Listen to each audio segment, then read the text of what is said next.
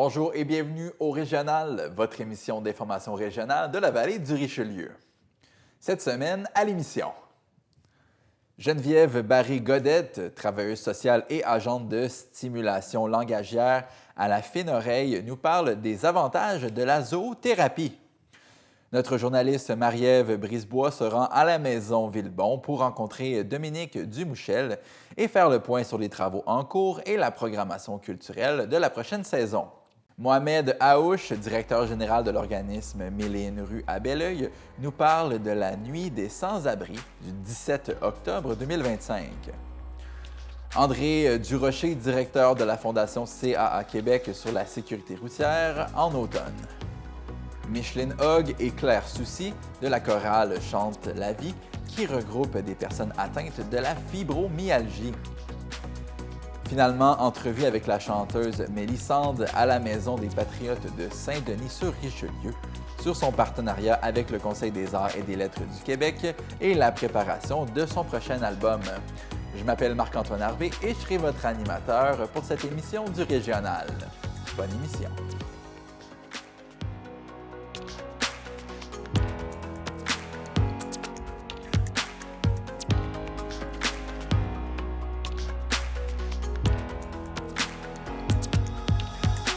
Comme à chaque semaine, l'équipe de TVR9 vous propose un tour d'horizon de l'actualité dans la vallée du Richelieu.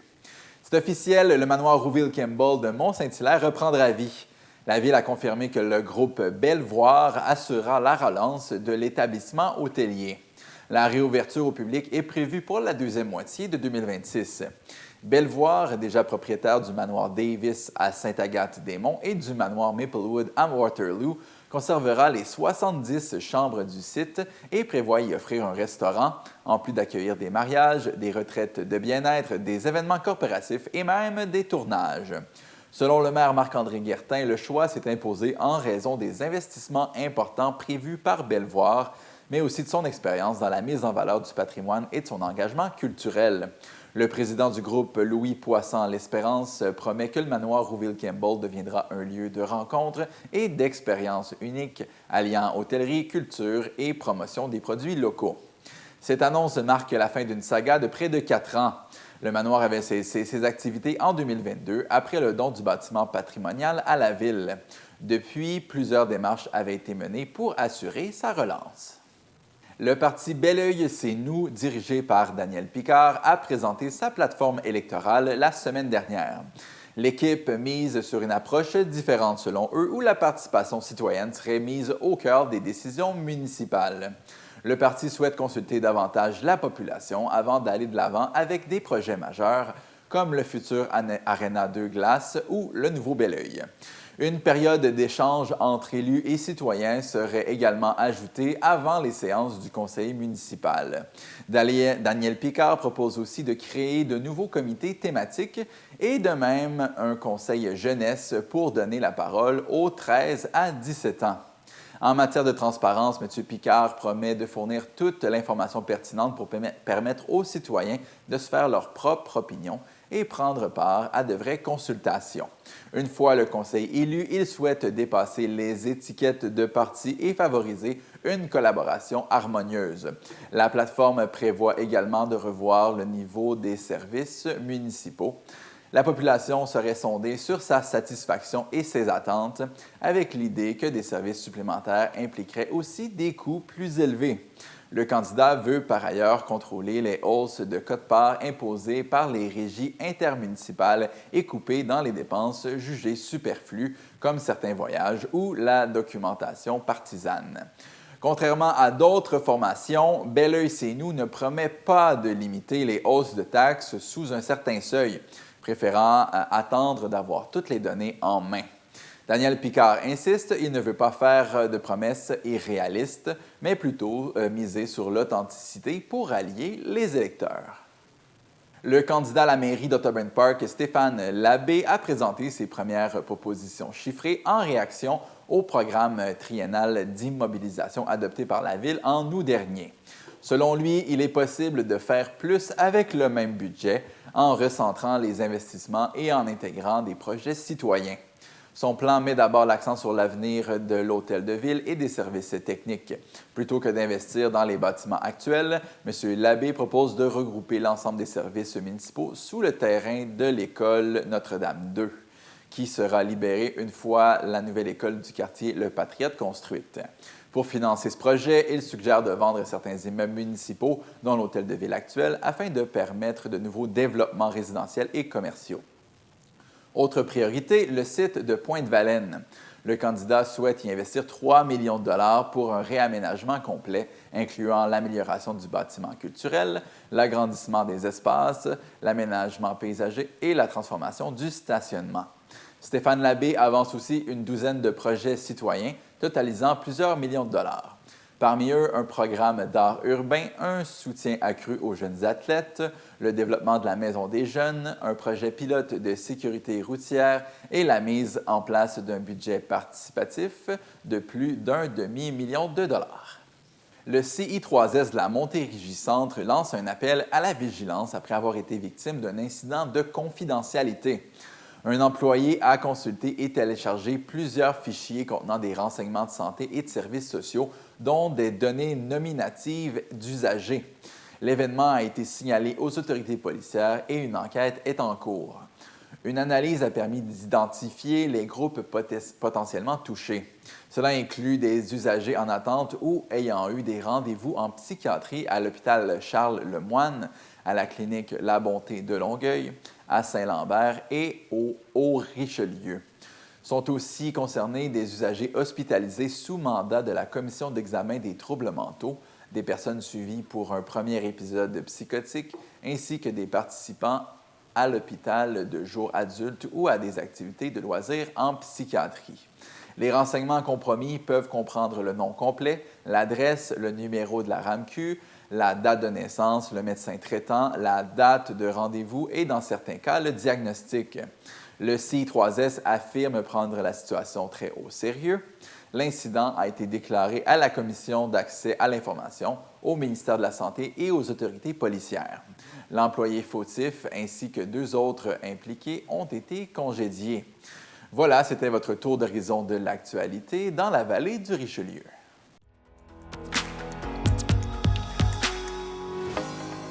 On reçoit maintenant Geneviève Barré-Godette, qui est travailleuse sociale et agente de stimulation langagière à la Fine Oreille. Bonjour, Madame Godette. Bonjour. Vous êtes travailleuse sociale depuis un bout de temps. Qu'est-ce qui vous a donné l'envie de faire ce métier-là? En fait, je crois que ça remonte vraiment à l'adolescence. J'étais quelqu'un qui était très empathique avec les autres. Souvent, les gens venaient vers moi, venaient se confier. Et ça pouvait durer ainsi plusieurs heures. Donc, je crois que ça fait quand même très longtemps que j'ai ça dans moi. Mais ça s'est vraiment développé le plus autour de la fin du cégep, où j'ai vraiment eu la piqûre pour ce métier-là en faisant des recherches, entre autres. Donc, ça fait déjà 17-18 ans que je fais ce métier-là. Alors, je vous pose la question parce que c'est super intéressant pour surtout des jeunes qui nous écoutent ou des parents. Quand ils ont un enfant qui sont portés vers les autres, on se demande qu'est-ce qu'on peut faire plus tard. Mais là, c'est un métier qu'on tend à plus explorer. Qu'est-ce que ça prend pour être un travailleur social, autre que l'empathie comme qualité, vous pensez? Bien, en fait, je pense que ça prend beaucoup de bienveillance, donc d'être dans l'écoute, dans le non-jugement, d'être très ouvert d'esprit aussi, parce qu'on rencontre vraiment différents types de personnes, différentes problématiques. Je pense que ça prend beaucoup de douceur aussi dans notre approche avec les gens. Puis certainement, bien, en fait, il faut avoir ça dans nous, toute l'empathie qu'on disait au départ. Là. Donc, il faut être vraiment une personne très, je dirais, sociale aussi. Ce qui aide beaucoup à créer des liens, évidemment. On doit choisir la clientèle qu'on veut desservir à un certain point. Vous avez choisi les enfants. Qu'est-ce qui vous attirait particulièrement dans aider les jeunes? Bien, les jeunes, en fait, c'est une clientèle qui, à mon avis, est plus vulnérable, de par leur âge aussi, mais de par le fait qu'ils dépendent des autres. Donc, c'est vraiment leur vulnérabilité qui m'a attirée pour les aider parce que, selon moi, c'est ceux qui en ont le plus besoin, qui ont besoin d'une voix, entre autres. C'est pour ça que j'ai commencé à travailler à la DPJ comme premier emploi.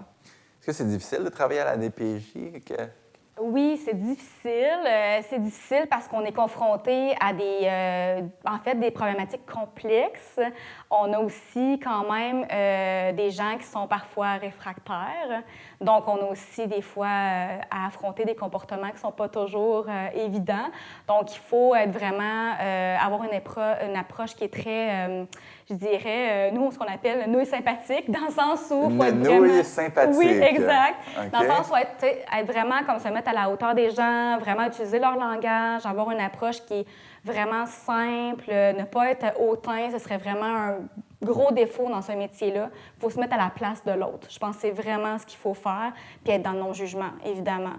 Donc, si on a une approche qui est comme ça, habituellement, ça se passe très bien. Pour moi, ça se passait généralement bien, là, je vous dirais, pour créer des liens avec eux, là. Vous avez passé combien de temps à la DPJ? J'ai été une dizaine d'années, je dirais, à DPJ dans différents départements, là, autant au niveau de l'évaluation des signalements, du suivi auprès des enfants adolescents. J'ai aussi fait de l'expertise psychosociale là, pour tout ce qui est garde d'enfants là, au niveau de la Cour supérieure. En quoi est-ce que les enfants, leurs problématiques ont changé durant le temps où vous avez été là? On parle souvent de ça, là, des écrans, ou comment ça peut affecter les jeunes. Est-ce que vous avez vu ça? Bien, en fait, je dirais que j'ai pas vu nécessairement de changement parce que j'ai quand même changé de clientèle, tu sais, fréquemment. Mais je dirais que c'est plus moi au niveau de mon attitude que vraiment, je trouve que ça a beaucoup changé dans le sens où moi, souvent, j'explique que ça nous ouvre sur un monde extérieur puis ça nous rend des meilleures personnes, honnêtement, quand on voit ce qui se passe avec des personnes plus vulnérables, entre autres. Ça fait en sorte que j'ai découvert un côté de moi qui était beaucoup plus, je dirais, c'est ça, ouvert aux autres. C'est ça, je dirais en gros là, que ça m'a aidé moi plus que la problématique en tant que telle, les problématiques qui changeaient, là, parce que c'est resté les mêmes problématiques. Ouais. Mais ça vous a fait évoluer quand Oui, même. je dirais plus à mon niveau. Ouais. Vous avez aussi réussi à changer après ça. Vous avez décidé de réorienter votre parcours. Vous êtes maintenant en pratique privée. Qu'est-ce qui différencie la pratique privée de travailler dans le public? Bien, en fait, c'est que tout ce qui est clientèle, la clientèle qu'on a est quand même, il y a des problématiques qui sont plus légères. Il y a souvent une ou deux problématiques et non plusieurs problématiques en même temps. On a aussi des gens, bien, c'est sûr, qui, dans le fond, viennent nous voir parce qu'ils sont volontaires. Donc, il y a l'aspect volontaire qui change quand même quelque chose au niveau de la motivation par rapport au suivi des enfants, parce que souvent, les parents vont des fois plus s'impliquer dans les outils qu'on va donner aussi à la maison. Ça nous permet aussi, nous, de choisir aussi notre clientèle, donc de l'avoir plus spécifique que plus générale aussi. Donc, vous pouvez sentir avoir un impact concret là, chez les gens. Puis vous avez une méthode spéciale, faites de la zoothérapie. Je connais rien là-dedans, mais c'est intriguant. Là, si on veut amener des animaux en contact avec les gens. Qu'est-ce que ça apporte, puis quel type d'animaux on utilise? Bien, en fait, c'est vraiment plusieurs types d'animaux. Hein. Ça peut être des chiens, ça peut être des lapins, des chats, il y a même des hérissons, des lamas. On peut vraiment aller vers différents types d'animaux. C'est pas tant le type d'animaux que le tempérament de l'animal en tant que tel qui est important. Avant de sélectionner un animal, c'est vraiment important de voir est-ce que c'est un animal qui est calme, est-ce que c'est un animal qui aime les humains, parce qu'on veut qu'il soit bien avec nous. On veut qu'il aime son travail parce que c'est notre partenaire. Fait que c'est plus dans la sélection vraiment du tempérament. Nous, dans le fond, ce qu'on fait, moi, j'ai 2 lapins. Fait que c'est des lapins qui ont été sélectionnés au préalable pour leur tempérament. Donc, c'est des lapins qui aiment se faire manipuler, qui vont s'adapter au comportement des enfants. Donc, un enfant calme, le lapin va devenir calme. Un enfant qui est plus stressé, le lapin peut devenir plus stressé. Fait que c'est vraiment ça qui aide, le tempérament d'animal en tant que tel. Puis ce que ça apporte de plus, bien, c'est plein de choses. En fait, c'est vraiment extraordinaire ce que la zoothérapie fait. Moi, ça a changé carrément, dans le fond, ma pratique. C'est vraiment un gros plus. Quand j'arrive avec mes lapins en intervention, de un, le lien avec l'enfant est beaucoup plus facile à créer. De 2, en fait, l'enfant est beaucoup plus motivé aussi à venir parce qu'il sait qu'il va faire des activités de façon ludique avec le lapin. Il peut être, par exemple, éducateur de lapin, donc il va y apprendre des trucs. Il va avoir des parcours moteurs que je vais faire avec l'enfant, donc le lapin va aussi participer au parcours, aux jeux qu'on va faire. Puis il y a plusieurs parallèles qui sont faits aussi par rapport au lapin, puis le lapin, comment il va gérer certaines situations au niveau émotionnel. OK. Au Ouais. niveau de quel parallèle émotionnel on a affaire avec l'animal, par exemple? Bien, en fait, un lapin, j'explique, des fois, c'est une proie. Donc, le lapin, il va être vulnérable. Il va souvent, par rapport au stress, par exemple, va soit figer, soit éviter une situation de stress. Tout comme un humain pourrait faire exactement la même chose. Puis quand on vit du stress, en fait, ce qu'on veut travailler tranquillement avec les enfants, les ados, c'est de combattre le stress. Fait que ce qu'on va faire, c'est qu'on va faire des parallèles avec, dans le fond, les signes physiques de stress chez un lapin, qui sont souvent semblables aux enfants. Par exemple, la respiration, le cœur qui bat vite, l'agitation. Le lapin va exactement vivre la même chose et les lapins que j'ai ont certaines peurs. Par exemple, la peur des hauteurs. Donc, je vais pouvoir aussi montrer ce que ça fait sur le lapin, certaines peurs qu'il peut avoir.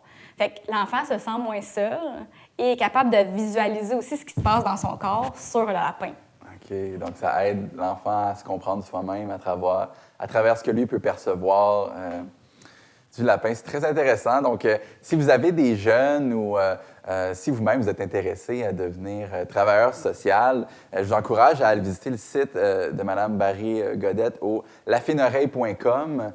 On peut entrer en contact avec vous également. C'est des méthodes qui sont super intéressantes, qui peuvent sûrement débloquer certaines problématiques particulières. Alors, je vous remercie de faire ce que vous faites, puis j'invite les gens à aller communiquer avec vous s'ils en ont le besoin. Bien, merci à vous. Merci à vous.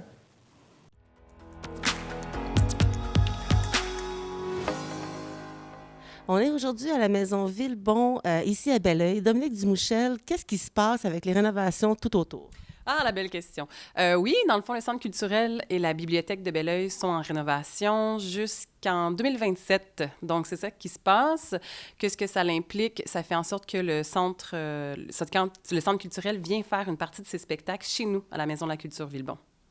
Donc, les gens passent devant, on voit les clôtures jaunes, on voit le chantier, mais vous êtes quand même ouvert pour la saison 2025-2026. Oui, dans le fond, on a changé un peu notre programmation. La salle Centre de la coulisse, Division de la coulisse, vient faire ses spectacles ici les vendredis, les samedis soirs, mais on a maintenu notre programmation à Villebon, mais on l'a adapté à faire des spectacles plus d'après-midi. Et quel type de spectacle on peut s'attendre? Parce que vous le mentionnez, il y a il y a une grande variété d'artistes dans la région et autour. Comment vous avez fait pour choisir cette année les artistes? Ah, on se fie au goût de notre public qu'on connaît bien. On essaie de faire de la musique un peu éclectique. On fait de la musique du monde, de la musique instrumentale, on fait du folk, on fait de la musique rock aussi. On a tout le temps un volet peut-être plus accessible en après-midi, mais on fait aussi une programmation plus émergente les jeudis soirs. Les gens qui ont l'habitude de venir, ils savent que c'est à très peu de frais pour avoir du grand contenu qu'on n'a pas l'habitude dans la région. Oui, c'est l'avantage d'une maison de la culture. Donc, on parle d'un faible tarif, un bas de 7 $ pour les résidents de la ville de Belleuil et puis 9 $ pour les gens de l'extérieur. Et quels sont les artistes qui sont tout à fait nouveaux cette année? Ah, on a Vincent Pic, qui est un artiste de Varennes qui vient dans notre coin. Que dire, plein d'artistes merveilleux à découvrir. En mettre le doigt sur un, ça serait difficile. Et vous parlez de différentes musiques aussi. Donc, les gens peuvent aller voir votre programmation à quel endroit? Morcelé, on fait des rappels sur notre Facebook Ville de Belleuil. On a une information aussi sur belleuil.ca/événements. Toutes nos informations sont là. Sinon, on invite les gens à s'inscrire à notre infolette. C'est vraiment le meilleur moyen aussi.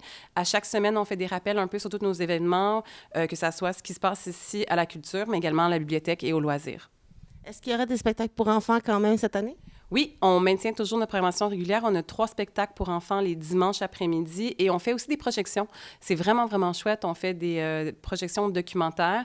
Puis, il y a toujours un des réalisateurs qui vient faire la médiation culturelle après la projection. On voit un peu la salle derrière. C'est quand même très chaleureux comme endroit.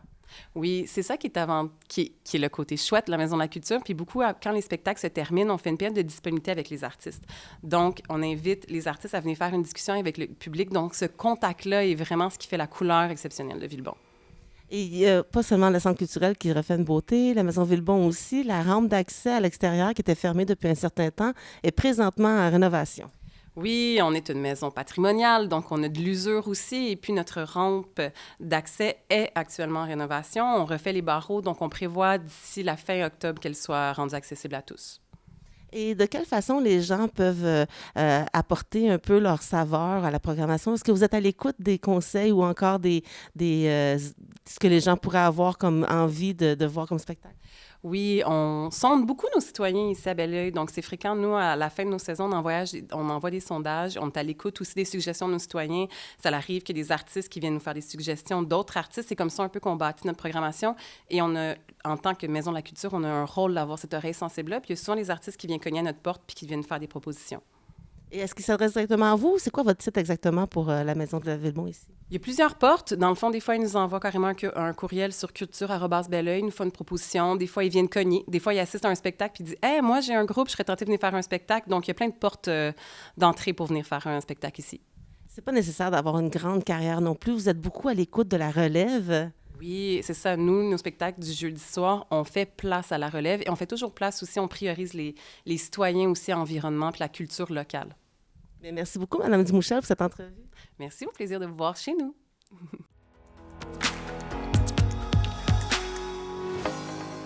Mohamed Aouch est directeur général de l'organisme Mille et une rues à Belleuil. Bonjour, Monsieur Aouch. Bonjour et merci pour l'invitation. La nuit des sans-abri approche, c'est au mois d'octobre, le 17. Expliquez-nous, qu'est-ce que c'est que cet événement-là? C'est un événement national. C'est partout dans les villes de Québec. Il y a une nuit de solidarité pour les gens de la rue, les organismes qui travaillent auprès des gens en itinérance, des organisations, des partenaires, des bénévoles, des citoyens se mobilisent cette soirée-là pour partager une soupe et pour sensibiliser aussi le grand public à ce phénomène. J'avais déjà entendu parler d'une activité où on passait la nuit dehors. On voulait avoir l'expérience complète de passer une nuit dehors. C'est pas le cas là, ici à Belleuil. C'est jusqu'à quelle heure que vous allez être à l'extérieur? Oui, malheureusement, ce n'est pas toute la nuit ici à Belleuil. Ici, on le fait jusqu'à 22h, 23h maximum. C'est une vigile de solidarité au lieu de passer toute la nuit dehors. OK. Qu'est-ce qu'on veut atteindre avec cette vigile de solidarité là? Est-ce qu'on veut, on veut faire changer le regard qu'on porte sur les personnes itinérantes? Qu'est-ce qu'on veut atteindre?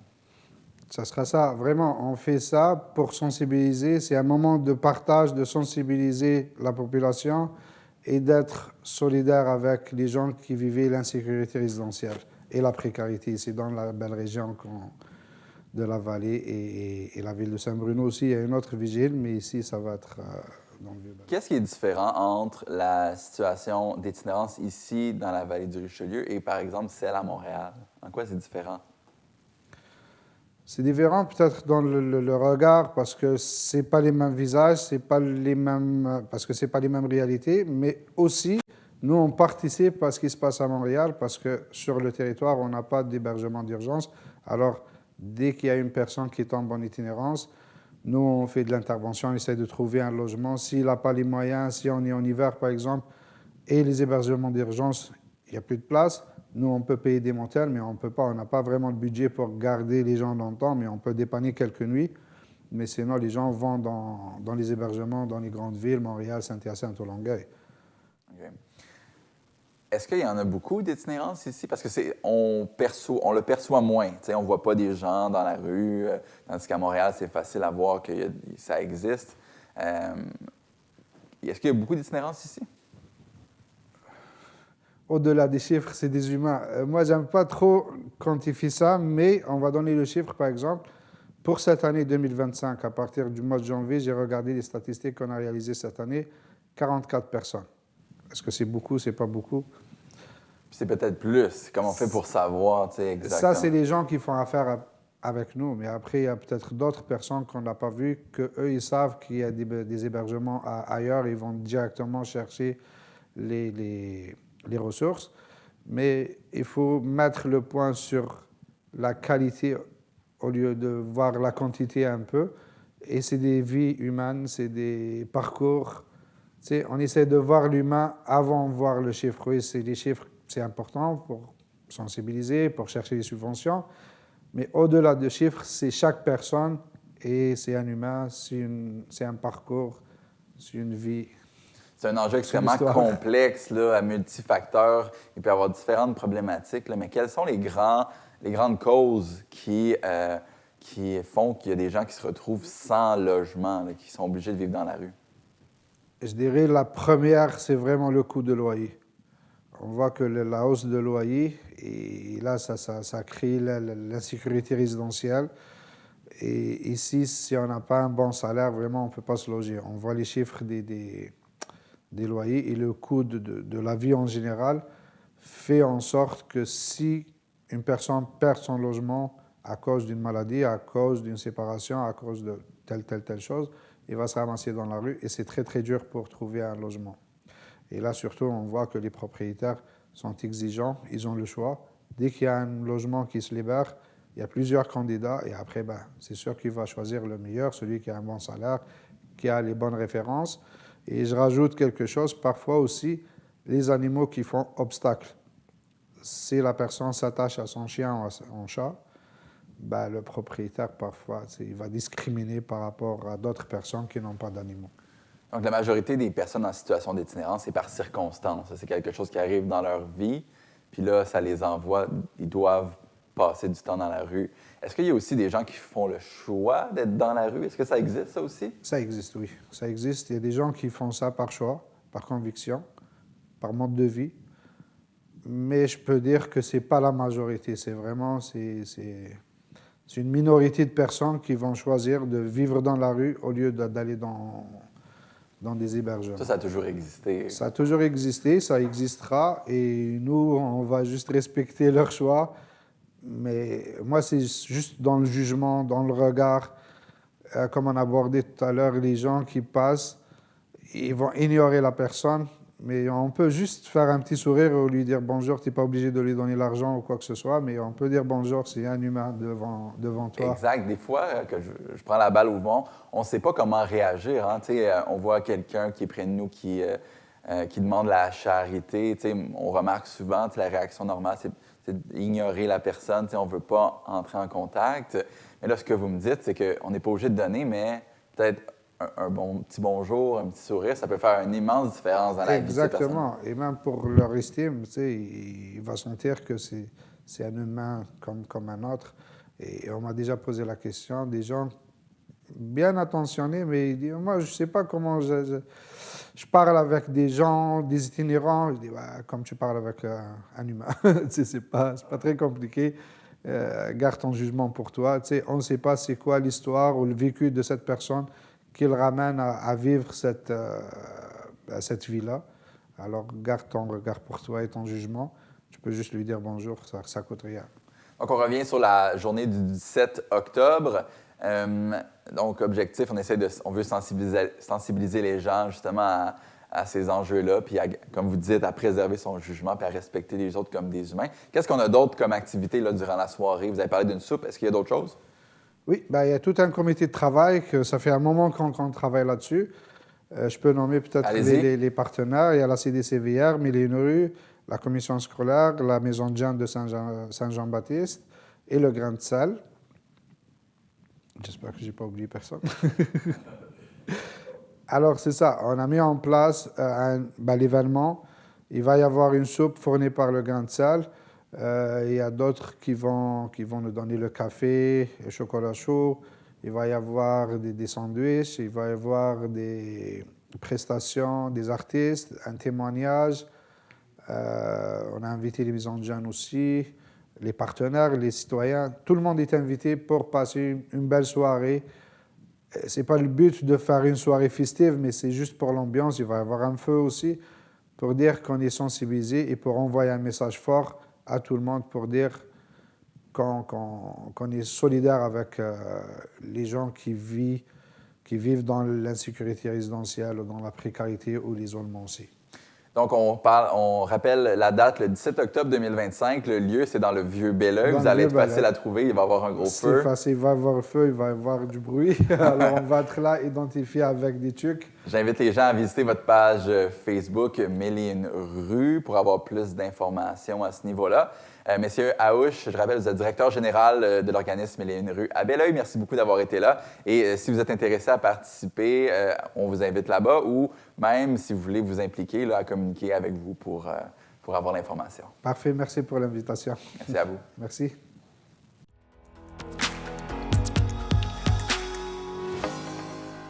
Monsieur André Durocher est directeur de la Fondation CA à Québec pour la sécurité routière. On le rejoint maintenant. Bonjour, Monsieur Durocher. Bonjour. Donc, à l'automne, c'est le mois du piéton. Pourquoi c'est important pour la Fondation de mettre l'emphase sur ces utilisateurs de la route-là en particulier? C'est important puisque l'automne, on sait qu'il y a un changement drastique au niveau, par exemple, de la clarté et de la noirceur. Il fait clair beaucoup plus tard, il fait noir beaucoup plus tôt. Et les gens, évidemment, lorsqu'ils quittent leur travail, très souvent, il va faire noir. Et lorsqu'ils vont revenir, il va également faire noir. Donc, gardez en tête, si on est piéton, de porter des vêtements peut-être ou une pièce de vêtements qui soit réfléchissant, justement pour s'assurer d'être visible pour les automobilistes. Euh, Cela étant dit, vous savez, il y a un principe qui dit qu'on doit être attentif à l'usager le plus vulnérable, ce qui est tout à fait logique. Mais cela étant dit, il ne faut pas sous-estimer non plus l'importance, si on est piéton, on a également une responsabilité pour sa sécurité. Moi, je dis toujours en sécurité routière, la personne responsable, la première responsable, c'est la personne qu'on voit dans le miroir le matin lorsqu'on se lève. Donc, il faut justement s'assurer, par exemple, dans les endroits où il n'y a pas de trottoir, si on est piéton, ne pas marcher dos à la circulation, mais bien face. Je suis toujours un peu sidéré lorsque je vois, et malheureusement, souvent, ça va être des jeunes personnes, ils portent l'espèce de capuchon avec des écouteurs et en plus, ils consultent leur téléphone et dos à la circulation. Je veux dire, à un moment donné, il faut faire quelque chose. Vous savez, mais, j'ai été longtemps policier au centre-ville et oui, je sais, c'est clair pour moi, lorsque le feu est vert et le signal de piéton est allumé, qu'on a le droit de passage. Cela étant dit, vous savez, moi, je ne suis pas prêt à mettre ma sécurité entre les mains d'un automobiliste.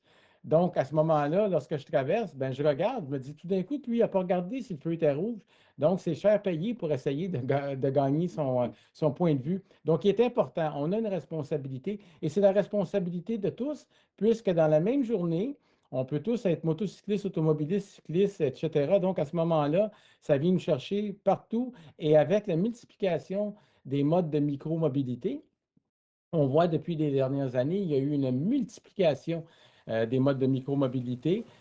De quoi on parle par mode de micromobilité, par On exemple? parle, par exemple, de trottinettes, on parle de vélo électrique, on parle, par exemple, les unicycles, les uniroues, ce qu'on appelle les Segway, etc. Bon, c'est excellent puisque ça donne des alternatives et c'est plus écologique. Cela étant dit, ce qui n'a pas changé, c'est qu'on a toujours trois, on va appeler ça des pistes pour se déplacer, c'est-à-dire la chaussée, le trottoir et la piste cyclable. Donc, cela étant dit, qui va à quel endroit, à quelles conditions. Par exemple, si je vous dis un vélo électrique, vous dites, OK, parfait, mais un vélo électrique, c'est quoi, puis à quelle vitesse, puis etc. Ensuite, quelles sont les obligations? Est-ce qu'on doit avoir un permis de conduire ou pas? Est-ce qu'on doit l'enregistrer? Est-ce qu'on est assuré ou pas? Les quadriporteurs, on a vu que de plus en plus, il y a des gens qui se déplacent avec des quadriporteurs.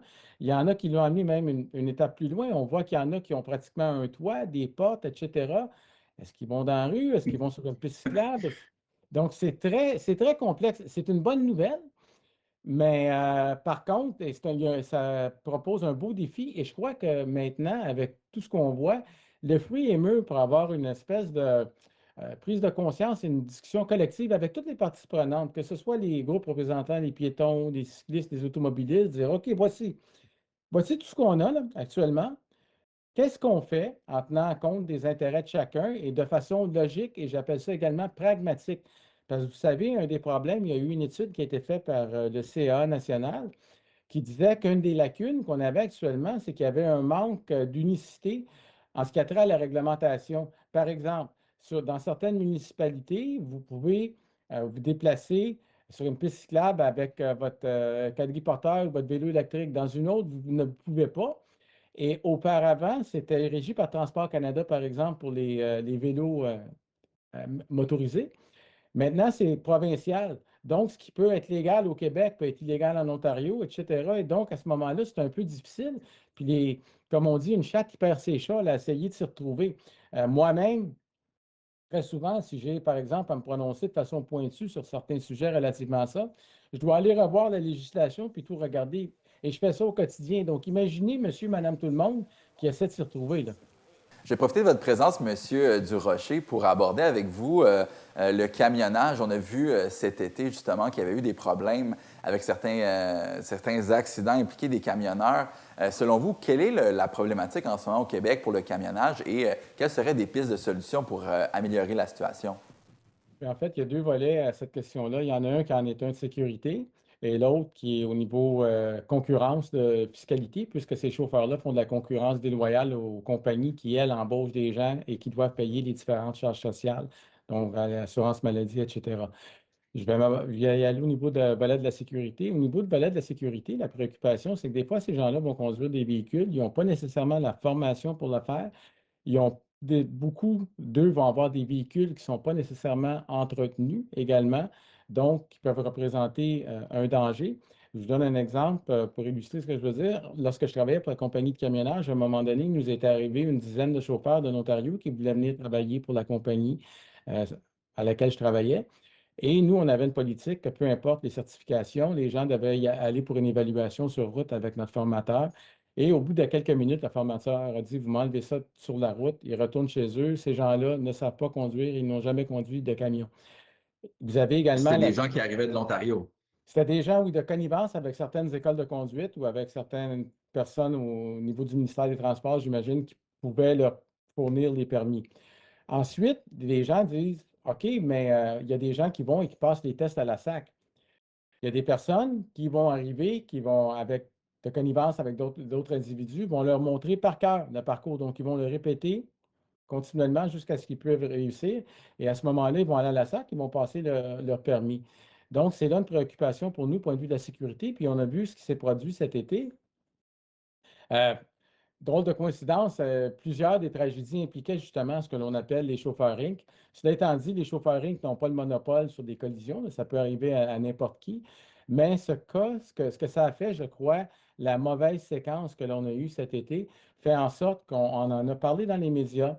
On a vu, il y a eu une mobilisation majeure au niveau des associations de camionnage, des compagnies de camionnage, pour mettre un terme à cette concurrence déloyale. Et là, on voit qu'il devrait prochainement y avoir une législation rendant obligatoire la formation pour obtenir le permis de conduire là, nécessaire pour conduire des véhicules, des poids lourds. Non, ça ferait du sens avec ce que vous me dites. Justement, si on peut seulement apprendre un parcours en particulier, ça ne nous prépare pas à vivre la situation sur la route qui est complexe puis que ça prend différentes aptitudes pour réagir comme il faut. Rapidement, M. Durocher, je voulais aborder avec vous aussi les pneus d'hiver. Donc là, on est l'automne, ça va être le temps de changer les pneus. Qu'est-ce qu'il faut vérifier? Puis est-ce qu'on doit attendre jusqu'à la date limite selon vous? Ben, attendre jusqu'à la date limite, j'appelle ça jouer avec le feu un peu parce qu'on le sait, chaque année, hein, c'est un rituel. Je vous donne un exemple. Quand j'étais à Sécurité routière ou SPVM, la première chute de neige, là, on disait c'est le festival de la tôle froissée. C'était tout le monde, les accrochages, etc. On dirait qu'on oublie qu'on est au Québec. Cela étant dit, faut se prendre d'avance. Évidemment, la région dans laquelle on habite au Québec, parce que c'est une immense province, bien, peut avoir un impact. Plus on habite au nord, donc plus on est susceptible d'avoir de la gelée, de la neige tôt. Et plus on est au sud, bien évidemment, moins les chances sont grandes. Également, il n'est pas illégal de rouler avec des pneus d'hiver l'été, mais il est illégal de rouler avec des pneus d'été l'hiver. Donc, ne jamais oublier ça. La raison que je dis ça, c'est qu'il y a des gens qui vont oublier des fois qui vont euh, rouler trop longtemps avec leurs pneus d'hiver rendus au printemps, au mois de mai, juin. Là, ce que ça fait, c'est que les pneus, ils vont avoir une usure parce que les gommes sur les pneus sont pas. La gomme sur le pneu d'hiver est beaucoup plus souple, si on veut, alors que sur les pneus d'été, elle est plus rigide.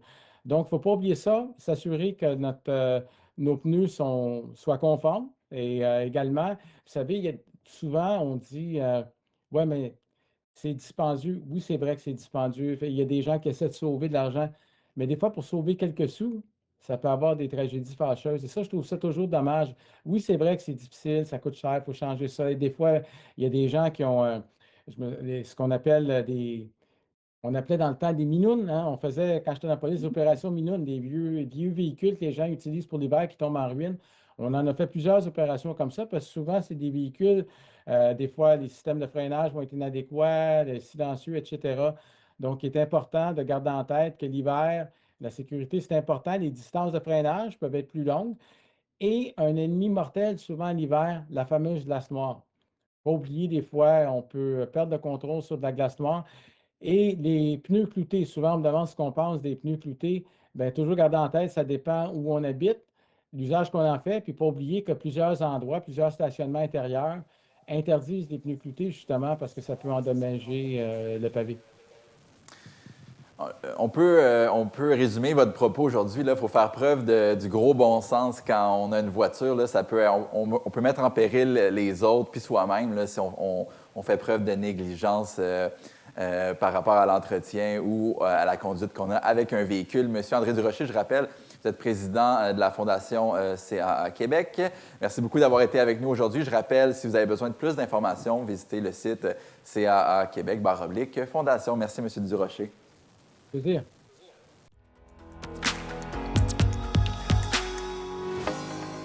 Nous recevons en studio Michèle Hogg et Claire Soucy de la chorale Chante la vie. Bonjour, merci d'être présente. Bonjour. Bonjour. La chorale Chante la vie, c'est une idée pour permettre aux gens de chanter qui sont atteints de la fibromyalgie. Je vais commencer avec vous, Madame Soucy. Pouvez-vous nous parler de la fibromyalgie, votre expérience avec ça, puis qu'est-ce que c'est comme maladie? Excusez-moi. Alors, la fibromyalgie, c'est une maladie chronique qui est composée de plusieurs symptômes, mais le principal, c'est la douleur diffuse à l'intérieur de différentes parties du corps. Certaines personnes peuvent présenter aussi des douleurs articulaires et comme autre caractéristique, on a des troubles du sommeil, la fatigue et le fibrobrouillard aussi, dont certaines personnes sont atteintes. Alors, juste pour terminer, c'est sûr qu'on peut avoir plusieurs personnes dans une même pièce atteintes de fibro, mais chacune peut avoir des caractéristiques particulières. Mais la douleur, c'est vraiment toutes les personnes atteintes de fibro présentent de la douleur. Vous, Madame Hogg, vous avez été professeur de chant, vous êtes impliquée dans la chanson. Pourquoi est-ce que des personnes qui sont atteintes de fibromyalgie pourraient avoir leur vie améliorée par le chant? Oh, le chant favorise plusieurs choses, entre autres la respiration. C'est sûr que pour bien chanter, il faut d'abord bien respirer. Donc, on va chercher le tonus musculaire, on va chercher de la détente et le plaisir de chanter aussi. Alors, nos membres, quand elles arrivent le mardi matin à la chorale, elles sont toutes penaudes et à la fin, elles sont toutes souriantes et remplies de vie. On voit vraiment l'effet bénéfique. OK. Ça vient d'où, cette idée-là? Il me semble que c'est une idée qui va de soi, naturelle, mais c'est la première fois qu'on entend ce lien-là là, entre une maladie particulière puis la musique. Ça vient d'où, cette idée-là? Bien, moi, c'était une de mes élèves en chant, une de mes étudiantes qui a appris qu'elle était atteinte de fibromyalgie. Sophie, merci d'ailleurs à toi. Elle a eu l'idée de faire cette activité quand elle a su qu'elle était atteinte et puis qu'elle a rencontré d'autres personnes comme elle a dit pourquoi on ne pourrait pas faire une chorale, ça nous ferait du bien. Et effectivement, depuis 7 ans déjà, nous avons toujours au moins une vingtaine de personnes atteintes de fibro qui viennent chanter tous les mardis matins. Puis l'idée d'une chorale aussi, est-ce que ça peut aider à lutter contre, voir des gens qui ont la même situation que nous, Madame Soucy? Est-ce que vous pensez que ça peut aider les gens? Puis pourquoi est-ce qu'une chorale versus du chant individuel, ça peut être plus bénéfique? Si je peux relier ça avec la fibromyalgie, la plupart des personnes aussi s'isolent. Alors, la chorale vient briser l'isolement de ces personnes-là. En plus d'avoir un effet bénéfique sur leur physique, alors ça brise l'isolement, ça crée des contacts. Et je vous dirais également que c'est très valorisant.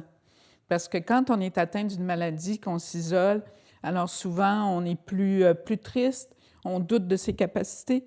Mais en faisant partie de la chorale et en voyant d'autres personnes avec souvent les mêmes symptômes, on se dit bien, on est capable de faire quelque chose. Puis on est encore capable de chanter, puis on est encore capable de parler avec des personnes et qu'on se comprenne entre nous.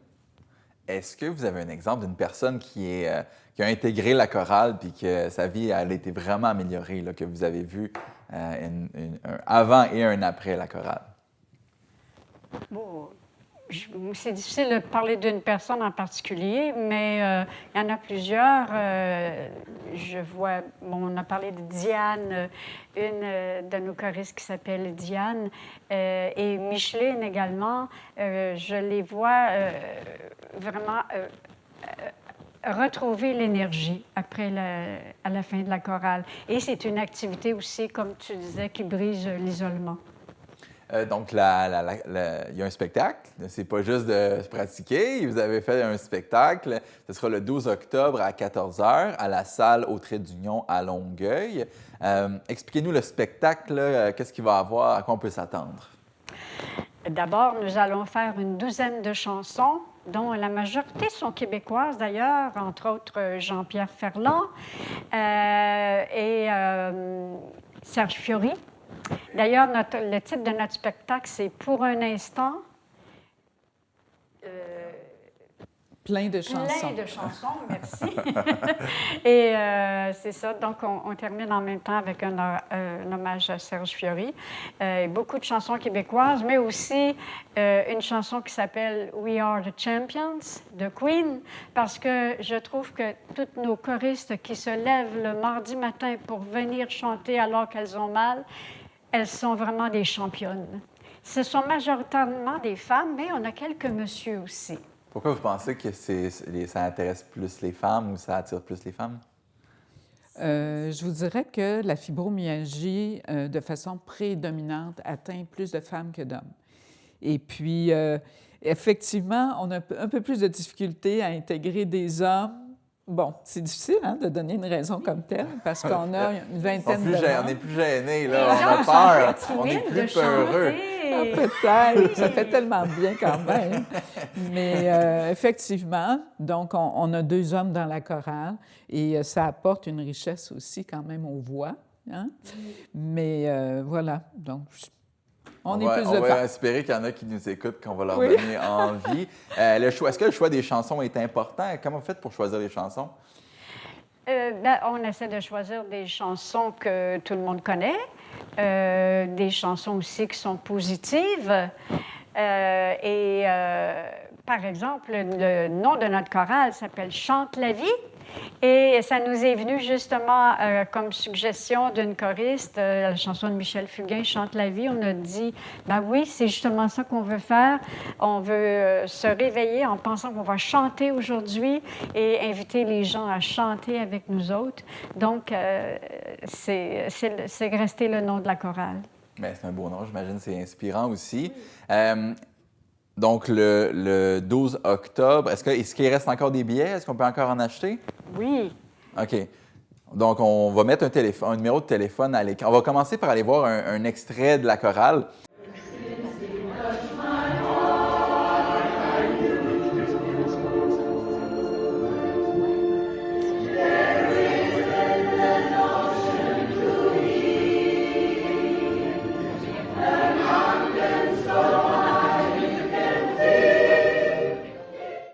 Donc, j'invite tout le monde à aller, vous pouvez appeler au numéro de téléphone qu'on inscrit au bas de l'écran, le 450-928-1261, poste 1, pour se procurer des billets.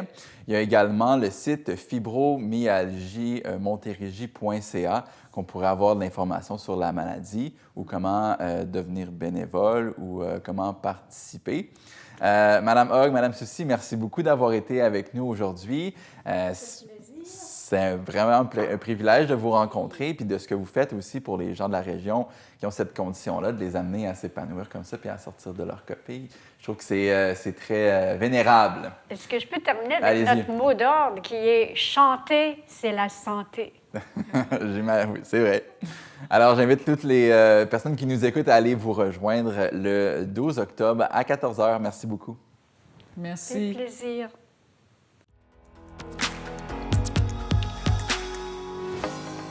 On est à Saint-Denis-sur-Richelieu aujourd'hui à la Maison nationale des Patriotes. Mélissande, vous avez un bel événement ce soir. Oui, bien en fait, on fait une veillée de chansons, un partage de chansons avec tous les chanteurs, chanteuses de la région. Et on va se lever à tour de rôle, on va chanter nos chansons. C'est vraiment une activité super ludique où chacun, bien, il y a du public aussi qui répond, puis tout le monde peut répondre aux chansons de tout le monde. Alors, c'est une belle activité aussi de passation de la tradition. Les invités que vous avez comme artistes aujourd'hui sont invités à juste rentrer dans le ring comme ça et commencer à chanter ou à mettre leur grain de sel. Oui, c'est exactement ça. C'est une veillée où tout le monde peut chanter sa chanson quand il veut. On priorise aussi que chaque personne chante, chaque personne qui désire chanter puisse avoir un tour et chanter sa chanson. Donc, on va pas avoir quelqu'un qui va chanter 5 chansons pendant que quelqu'un essaie de chanter sa chanson. Et c'est vraiment une veillée trad, mais vous avez plusieurs talents à votre actif. Donc, la musique électro-trad, la musique trad, de quelle façon vous faites un lien entre les deux? En fait, la musique traditionnelle, les chansons traditionnelles, c'est vraiment la base du projet électro-trad, c'est-à-dire qu'on va puiser des chansons et ensuite on les arrange de façon électro-trad. Et le projet électro-trad, c'est vraiment ça. L'idée, c'est d'aller décloisonner ça, d'aller faire connaître le trad à des gens qui seraient peut-être moins enclins à écouter du trad, mais là, on leur présente du trad sous une autre forme un petit peu. Il y a quand même un regain de la musique trad en ce moment au Québec, donc les jeunes s'y intéressent de plus en plus. Avec des événements comme ce soir, vous arrivez à attirer beaucoup de gens. Et comment vous faites pour aller chercher les artistes qui viennent participer à ça? Bien, en fait, c'est vraiment du bouche à oreille, c'est des réseaux, c'est chacun qui parle à son monde, qui dit « Hey, viens ce soir, viens ce soir ». Et puis, les gens qui viennent, je sais pas, tu sais, si c'est... Ben, en fait, c'est surtout des amateurs, c'est pas nécessairement des gens qui vont faire des carrières professionnelles, mais c'est ces gens-là qui ont la plus grande richesse de répertoire, souvent. Et pour arriver à un événement comme ce soir, vous avez été chercher des partenariats. Oui, bien ici avec la Maison des Patriotes, la Maison nationale des Patriotes, c'est un projet de partenariat territorial avec le Conseil des arts et des lettres du Québec. Donc, j'ai quelques partenaires, des médias locaux. Et ici, ce soir, ça a été super parce que, dans le fond, j'ai dit, bien, à Saint-Denis, moi, j'ai une chanson qui vient de Saint-Denis. Bien, plusieurs chansons, parce que j'avais fait une collecte en 2018 et là, il y a des chansons. D'ailleurs, j'ai des gens ici ce soir que j'ai rencontrés en 2018 et j'ai des chansons de 2018 sur l'album Les Myriades. Et même Saint-Denis s'est servi d'une des chansons pour, à un moment donné, un petit vidéo promotionnel de la ville. Donc, je trouvais que j'avais déjà une belle relation avec Saint-Denis-sur-Richelieu, puis ça me tentait comme de redonner un petit peu à cette communauté-là, de faire rayonner cette communauté-là et de faire participer. Donc, si on peut avoir, je ne veux pas dire l'input, mais je vais le dire pareil, mais l'opinion des gens sur ce qu'on fait, c'est le fun parce que là, je vais trouver des chansons ici ce soir. Ensuite, je vais rencontrer des gens. Il va y avoir un documentaire qui va être fait par Sylvain Brault. Et on va pouvoir, après ça, choisir les chansons, faire les chansons et encore là, faire rayonner. Mais avant cette étape-là, on va pouvoir sonder la population avec un spectacle à la Maison Villebon où on va pouvoir avoir la rétroaction des gens. Est-ce qu'on aime le choix? Est-ce qu'on devrait changer ça? Est-ce que tout ça? Parce que c'est pas toujours non plus des paroles actuelles. Dans les chansons trad, des fois, il faut un petit peu aider la tradition. Parce que ce n'est pas votre premier pas dans la musique traditionnelle. Vous avez sorti un album en 2024. De quelle façon vous espérez que le prochain album puisse être différent du premier? Bien, 2024, c'est ça. J'ai sorti un album en 2024 qui s'appelle Rembobine, un album acoustique. Et depuis 2014, j'avais fait 4 albums électro-trad. Donc là, c'est vraiment une nouveauté pour moi de faire quelque chose d'acoustique. Et là, je suis en recherche ce soir pour des chansons acoustiques. Puis je vais faire donc dans un second album acoustique. Comment il va être différent? Je pense qu'il va être différent parce que je vais choisir des chansons spécifiquement pour cet album-là, alors que le dernier, c'est une compilation de chansons que j'aimais beaucoup de mes 4 albums précédents, que là, j'ai réarrangé. Donc, je les avais arrangés électro-trad, je les ai réarrangés trad, mais là, ça va vraiment partir de la chanson. Donc, ça risque d'être un petit peu différent quand même. Et comment les gens peuvent aller chercher plus de musique que vous faites? Sur quelle plateforme vous êtes? Ah, toutes les plateformes de streaming, d'écoute en continu. Sur Spotify, sur Apple Music, sur Bandcamp. Évidemment, j'ai une page Facebook, un site Internet, melisandmusic.com, melisandmusic.com, Instagram aussi. Alors, c'est ça, il y a pas mal de façons de suivre. Il y a une autre façon aussi que vous pouvez développer votre carrière, c'est avec des partenariats bien précis. Donc, vous avez été chercher de l'aide aussi au fil du temps. Ça ne se monte pas nécessairement tout seul, une carrière comme la vôtre. Non, effectivement. Et là, je prépare un album électro-trad. Et pour renouveler, parce que l'album, dans tout le cheminement électro-trad, il y avait eu la recherche dans les recueils de folkloristes, il y avait eu de la recherche dans les archives, il y avait eu la collecte auprès des aînés le long des berges du Richelieu. Et le 4e album, c'était il y a eu 5 interprétations, donc du Paul Piché et tout ça, et 5 chansons traditionnelles plus connues, mais que là, je m'étais vraiment fait plaisir en réécrivant les paroles. Et là, pour un 5e album électro-trad, on fait un album avec invité. Et ça, c'est une sorte de partenariat aussi. On fait une chanson avec Edith Butler qui va sortir bientôt. Il y en a une avec Jacobus qui est sortie en mars dernier. Il va en avoir une avec Damien Robitaille, une avec Yves Lambert, avec Kizaba du Congo, Mamzelle Ruiz du Mexique, Seba, Katia Rock, qui est Inou. Donc, ça va vraiment être un super mélange multiculturel, tout ça, de vraiment... c'est vraiment l'idée de ça, c'est on a tous quand même une culture qui nous est propre, qui peut s'unir et vraiment, il y a quelque chose qui nous connecte ensemble et l'amour de nos racines. Donc, ce genre de partenariat est important. Les musiciens avec qui je travaille aussi, qui sont d'excellents musiciens, Gabriel Giroir, mon chum, Alexandre de Grosbois-Garand, est excellent flûtiste, excellent tout, en fait, tout ce qu'il fait est bien. Et toutes sortes de gens avec qui on travaille, les maisons de disques, les agents, ça prend vraiment... un village. Et donc, les médias locaux, comme vous, il y a toutes sortes de soutiens qui est vraiment, vraiment important d'aller chercher au cours d'une carrière qui, si on veut, aussi durer. Et avez-vous un conseil pour les gens qui voudraient se lancer dans la musique trad, aujourd'hui les plus jeunes? Là? Ça serait quoi? Oui, le partenariat, l'entraide entre musiciens, entre chanteurs, mais y aurait-il un conseil que vous auriez aimé avoir eu à l'époque quand vous avez commencé? Je pense que de pas, moi je dirais d'oser, en fait, d'oser modifier les choses. Parce que moi, mon premier album, j'étais nouvelle dans le milieu du trad et j'ai pas osé changer autant de paroles que j'aurais voulu parce que je voulais pas froisser le milieu. Et là, plus ça va, plus j'ai pris l'assurance. Et maintenant, il y a certaines paroles que j'aurais changées aussi parce que la tradition, les paroles, c'est pas toujours d'actualité, tu sais. Oui, mais c'est pas toujours correct. De nos jours, hein, on peut plus rien dire. Mais donc, je dirais d'oser mettre les chansons à notre main. Osez mettre les chansons à votre main. Et merci, Mélissandre, pour ce beau conseil. Merci.